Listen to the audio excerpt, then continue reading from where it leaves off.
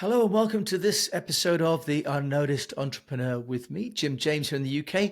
Today we're going to Singapore, sunny Singapore, to meet Kieran Tan, who is the founder and CEO of a company called The Projector, which is a community-based cinema in Singapore. Kieran, welcome to the show. Hello. Thanks for having me. Well, it's my pleasure because, I was in Singapore. We went to see The Projector on Handy Road, and it's fabulous.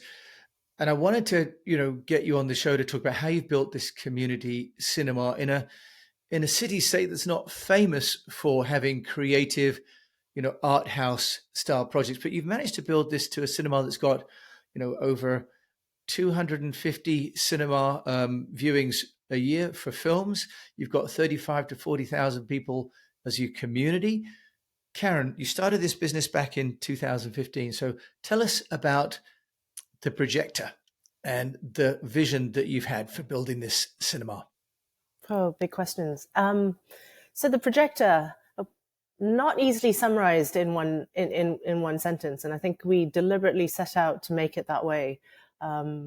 So it's Singapore's only independent cinema, but our tagline is "Not your average cinema." So we, from the start, from the get-go, it was to the vision was to create a place that was beyond just a space for showing film, but also to broaden our sort of slate of content to anything that was cultural and artistic and creative in terms of performance. So we play host to comedy nights, jazz performances, drag queen cabarets, art exhibitions, talks, panel discussions on social issues, you name it, we have it. Cat adoption drives, even. So it's a cinema. It's arts and cultural space. It's also just a platform for creative expression, and it's also now known as a cultural institution as well in its own right, in the Singapore cultural landscape, and also a home for our community of supporters and our fan base who are regulars and actually are our best ambassadors at this point. So Kieran, and the reason I wanted to have you on the show is because it's such a unique business that you've built, and you and I are going to talk about how you've built that as ways that fellow unnoticed entrepreneurs can learn about how you've really started something from the ground up and built it into such a strong community that also survived COVID. Let's not forget to say that many venues have gone out of business, but you've come through this really well. So we're going to talk about how you've managed to do that. So Kieran, just tell us first of all about the funding for the projector, because that in itself, I think, has a really interesting story that maybe gives a hint to the success and the durability of the brand. Yeah, so it has the seeds of I guess how we approach the business and also how we view ourselves. So at the start, so the projector, I started this with my co-founders, Blaze Tricksmith, my business partner, and my sister Sharon Tan, and all three of us did not come from a cinema background, and nor a film background, frankly. And so we were literally starting from scratch with this idea, and I think amongst other things, which we, had to try and figure out quite early on was funding. And of course we had, some seed capital that we could plow into the business, but also, we decided quite early on that crowdfunding was going to be quite, an important piece of funding that we would engage with. So we did a crowdfunding raise on Indiegogo. I think it was maybe 50 to 70,000 US dollars. I can't quite remember now. It wasn't, it was material, but it wasn't, the majority of the funds required. But, and, I suppose we could have funded that amount in other ways. But crowdfunding for us was really important in the context of Singapore because we looked at it also not just as a means to raise money, but also to get people behind us, to get the word out. It was essentially a good vehicle for word of mouth marketing. And, reducing the risk of the startup, because you're pre-selling tickets, you're pre-selling seats, or you're pre-selling, venue hire slots. And that was, we weren't quite sure how it would be received, but it was tremendously well received. And we were really heartened by that. And I think there's something to be said also about having people put their money where their mouth is. If they think something's a great idea or they want to see something happen, and if they've been part of a crowdfunding drive for it, it makes sense that they tell their friends and they get their friends to come once it's open. And it's something that they can be proud of because they literally help make it happen.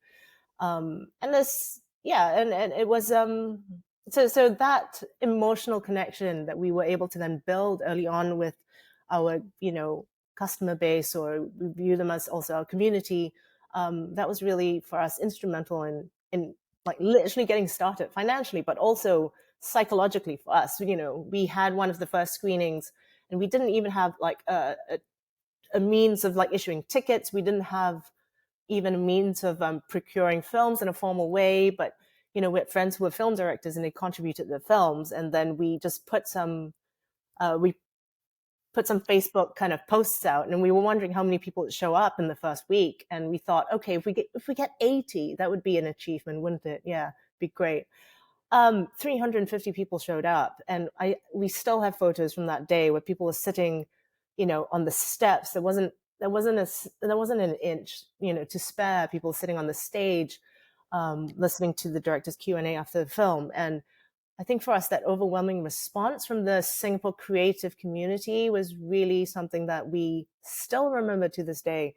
And I think that just really got us psychologically over the line. Like, yes, we can do this, and people want this, and people are behind this. So Yeah. that was a And I can long see that. answer to a short question. No, no, no. It's wonderful, and because it's plainly a project that you put so much heart and soul into, Mm, and it shows. So you've now got, for example, people can become a member. yes. So how did you transition that, and how do you sort of get people to sign up to be a member of the projector, and what do you give them as, if you like, sort of membership rewards and loyalties? So we've got a membership. We've got a membership scheme. At the moment, it's quite simple. You can be a student club member, a senior club member. You to basically get some free tickets, and you get discounts on all the merchandise and food and beverage. Sometimes you get access to sort of screenings or special events.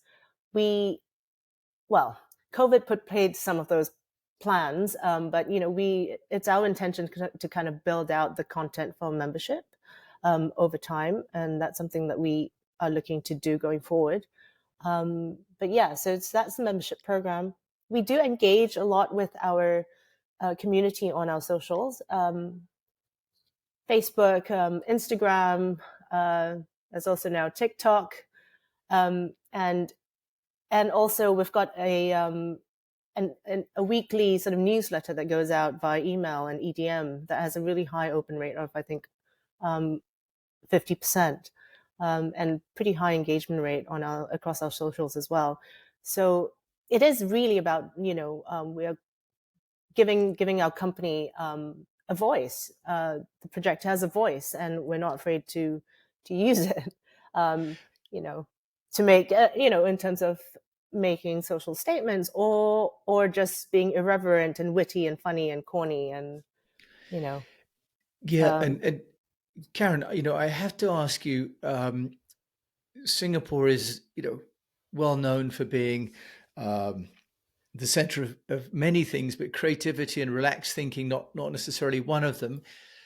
How have you had to deal with any sort of government uh, sort of regulations and permits, and sort of government relations? Obviously not on a political basis, but this is key in running something like you're doing with the projector, isn't it? yes. Being a cinema operator is a licensed business in Singapore, as is with most other places. So, and being that we are in Singapore, it's quite highly regulated. Very little room for navigation or gray area. The simple answer is comply. That's kind of, and we, lots interestingly, lots of people have the impression that we're quite renegade. We are, but that doesn't mean that we have to do it at the expense of endangering licenses, which to a business are fundamental to your ability to operate. So we take that quite seriously. We do everything overboard, but we've also been able to engage this IMDA, which is Singapore's sort of censorship board, if you will. We engage with them pretty often in terms of whether they should censor a particular film or a scene. We do push back quite hard with them, and they have been quite willing to engage. So, yeah. So part of the communication is with it's a sort of a stakeholder, isn't it? Yes. Just by virtual terms, the authorities there. Karen, you've also got, for example, venue hire, and I'm showing that on the screen. And you've got quite a lot of big companies that have been renting out your amazing looking venues. What's been the strategy? Because on the one hand, you talk about community and being a little bit, art house, for example, but you've got Google, Microsoft, Zendesk, Harley, Reebok, Uber as your clients for rental. How has that worked? How can you reconcile, sort of being offbeat, trendy, and being corporate venue? I suppose it's cool by proximity would be a fair summary of what's happening here. So yes, we're known to be, edgy and offbeat and arty and cool. And, you'd be surprised at the number of, banks and legal firms that, are looking for a venue to have a town hall in that is not a standard hotel ballroom or an auditorium. And of course, creative companies, tech companies, startups, those are a natural fit to our venue and our vibe. But I think people are, people like something different, and that's what we are. Our Golden Mile Tower flagship is essentially a 1970s vintage cinema. We are the only we're the only vintage cinema in Singapore, actually, because we reupholstered and also restored the actual seats from the 1970s. That's not found anywhere else. And it's just, we've created the vibe of the projector is deliberately anti-corporate and kind of, and relaxed. It's we create a really relaxed, almost slightly vintagey, edgy environment, which people sort of resonate with. Yeah, and I love that. So Karen, it seems like a sort of a masterclass in building a community and a venue that's in line with the mission. Have there been any things that you and the team at the Projector in Singapore have done that hasn't worked out quite as planned? Because, I don't want to embarrass anybody, but it's always useful to learn from people what they've done that hasn't worked. I think if you're a startup, it's never an embarrassment anymore when things don't work out. It's just, it's part of the everyday, really. So I think, we've tried loads of things, and I think part of our I hate to use the word corporate culture, it just feels weird, but a strong part of our culture is actually empowering all our members of the team to have autonomy and judgment and the ability to be creative and sort of take ownership of whatever they're doing. And so if they've got ideas that they'd like to try out, we're more than happy to kind of listen to them and let them give it a go, even if we don't actually know how it's going to pan out exactly, or how exactly it's going to be executed. I think so there's a lot of what I'm trying to say is there's a lot of experimentation that goes on within our company. And it's part of our DNA to be innovative and to sort of rock the boat. And I think so, and part and parcel of that is obviously failing, and so how long's a piece of string? How long do you have? Well, But I think one of the main things that we tried recently would have been so we had thought that it would be relatively easy a transition to maybe also start kind of getting in some mainstream films and getting a bit of that pie to sort of further diversify our slate. And so we've tried to do that in the last couple of years, and it's proven quite challenging, actually, because on the surface we thought, okay, well, we provide a really cool, nice, physical environment, and our food and beverage is kind of better than your average Coke and nachos. You get to have a lovely chicken karaage with a lovely pizza and beer, and it's a full sort of hospitality approach to the cinema experience. And we thought, okay, well, if they're showing the exact same film like Avatar versus a commercial big boy who has none of those things, surely the choice is obvious. Like people, the customer come to us. But no, actually, I think it's been quite challenging getting people to come to ours to watch, the more mainstream blockbusters, if you will, that we're not known for. And we think it's quite possibly due to the fact that we're actually victims of the strength of our brand. When people think about, an art house film, naturally they just hit us up on our website and they buy a ticket because they know that it's a natural fit. Of course I'll see it at the projector, but, if they start thinking about things like Avengers or, Top Gun, they straight away, I think the association is with, the commercial big boy chains. And so that's one of the learnings that we've had. It's almost like, so right now we're at a crossroads, whether we're wondering whether we should just maybe not pursue those films anymore, at the risk of maybe, brand dilution, and just keep building on, what we're known for and what we're good at. Yeah, so sort of staying in the lane, if you like, Yeah. and you've got, for example, a film festival coming up this year. For example, you've got the European Film Festival, Yes. and you've also got some movies that really are art house, including, for example, some sort of testimonials to people that have passed away that are famous directors and so on, haven't you? So you've got, remembering Ryuichi Sakamoto, for example. Yes. So staying faithful to the core mission makes a lot of sense, and I can really see that. Now, I just want to also ask you, Karen, in the venue that I've been to, that you're in today, do you want to just also tell people how you help people to share when they're at the venue? Because you've built some lovely ways for your clientele to share the fact that they're at the projector. Do you want to just tell us about that, about those little areas that you've created? Yes. So whenever we go into a space, it is important for us to create spaces that are just sort of memorable and different, and I suppose, for lack of a better word, Instagrammable.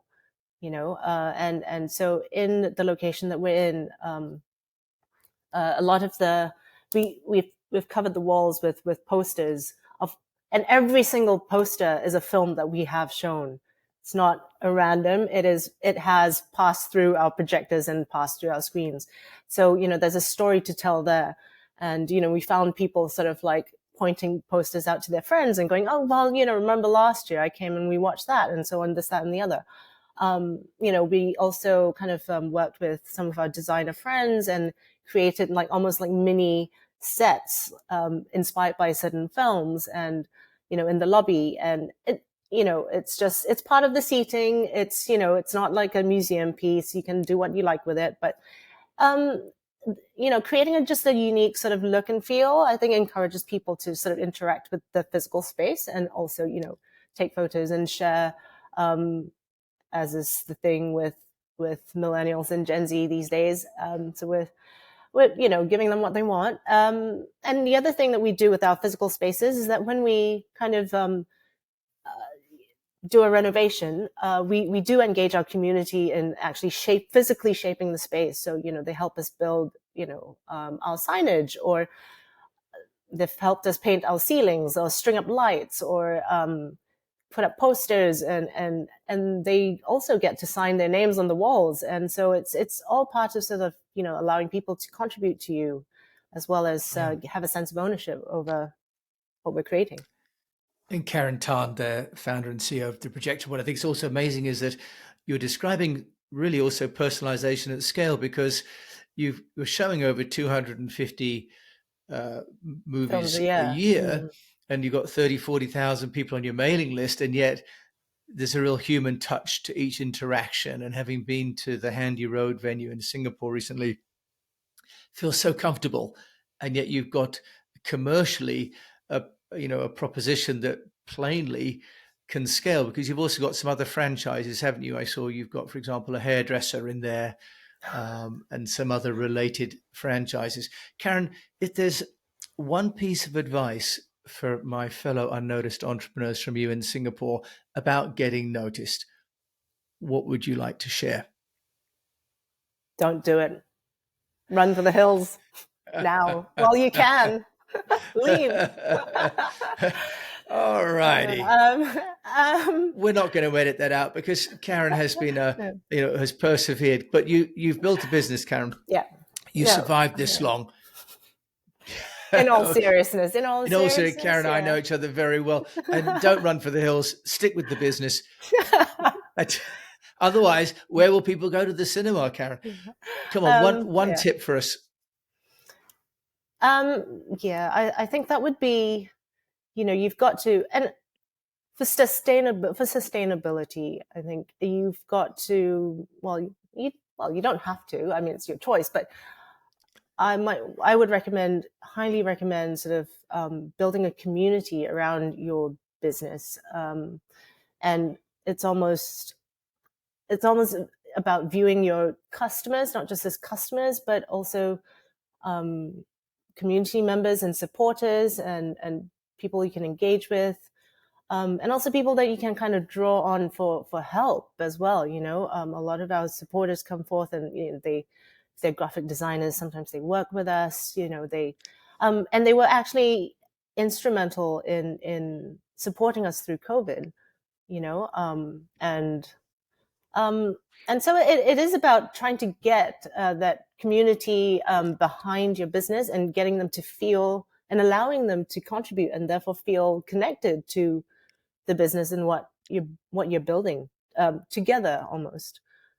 So it does sound a bit like a community project, but it's not. It's a business, except that you build a community around your business, and these will be like your most loyal fan base and ambassadors, and it comes through them feeling proud of what the business stands for, and being proud of being associated with that. And they'll tell their friends, they'll tell their families, they'll tell their tourists that come to visit.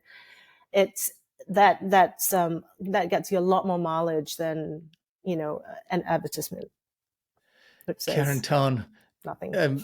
Hopefully you're proud of what you've accomplished there in Singapore with The Projector. Thank you so much for joining me and my fellow unnoticed entrepreneurs today on the show. Thank you very much for having me.